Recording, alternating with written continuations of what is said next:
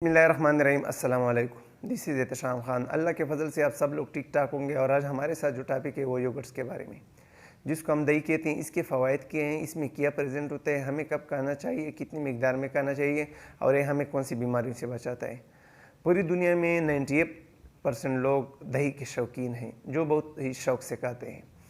इसमें क्या प्रेजेंट होता है, एक कप योगर्ट्स में हमारे साथ 48% कैल्शियम प्रेजेंट होते हैं, जो हमें हड्डियों की बीमारी से बचाते हैं और हड्डियों को स्ट्रेंथ देते हैं, और जो दांतों की जो बीमारी हैं उनसे भी हमें बचाते हैं और उनको हेल्थी रखते हैं।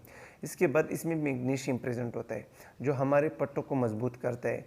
इसके बाद इसमें फास्फोरस प्रेजेंट होता है, इसमें पोटाशियम प्रेजेंट होता है। जो लोग ब्लड प्रेशर का शिकार होते हैं, मतलब टाइम के साथ उनका ब्लड प्रेशर बढ़ता है, तो इस तरह करें कि दिन में 1 कप योगर्ट्स का इस्तेमाल मत करें, मतलब दही का इस्तेमाल मत करें, इसलिए कि उनका जो ब्लड प्रेशर होगा वो मेंटेन रहेगा।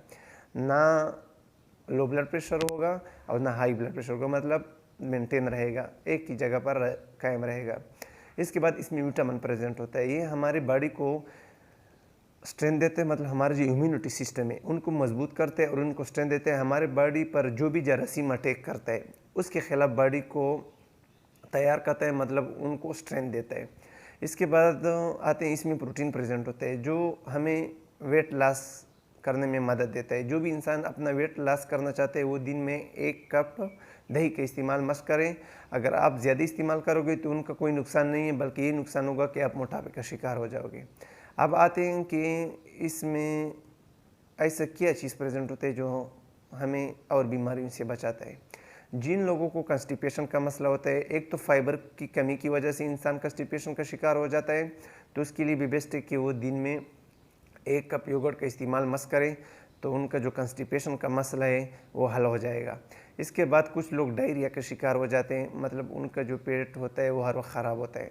कुछ लोग एंटीबायोटिक की वजह से, मतलब जो लोग ज़्यादा एंटीबायोटिक खाते हैं तो उनकी वजह से डायरिया होता है इंसान को, तो उनके लिए भी बेस्ट है कि वो 1 कप दही का इस्तेमाल मत करें, ताकि वो उनका जो डायरिया का मसला है वो हल हो सके।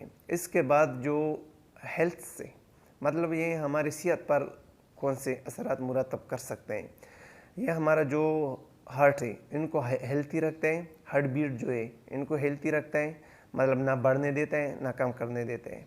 इसके बाद आते हैं जो हमारे बॉडी है इनको हेल्थी रखता है, स्किन को हेल्थी रखता है। इसके बाद आप लोगों ने देखा होगा कि हम दही का इस्तेमाल और किस तरह कर सकते हैं, कि मतलब डेली बेस पर घर में कुछ जो बच्चे होते हैं उनको हमने किस तरह दही खिलाना है। हम इस तरह करना है, जो बल्ले होते हैं उनको भी दही के साथ इस्तेमाल करके उनको बना सकते हैं, लेकिन बाहर वाले नहीं लाने, इसलिए कि बाहर वाले में उसी चीज़ ऐसे होते हैं जो सेहत के लिए नुकसानदेह होते हैं। तो अगर घर में बना सकते हो तो उनके लिए बेस्ट है।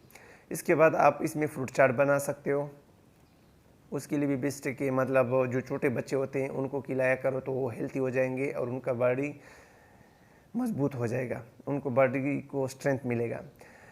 इंसान जो बड़े लोग होते हैं वो इस तरह करे कि पुदीने का चटनी बना के उसमें योगर्ट मस्त डालें, तो उनके लिए भी बेस्ट है कि वो चटनी का इस्तेमाल, इसलिए कि इसकी वजह से एक तो डाइजेशन का जो मसला होता है, जो इंसान को बार बार उल्टी आती है, उसके लिए भी बेस्ट है।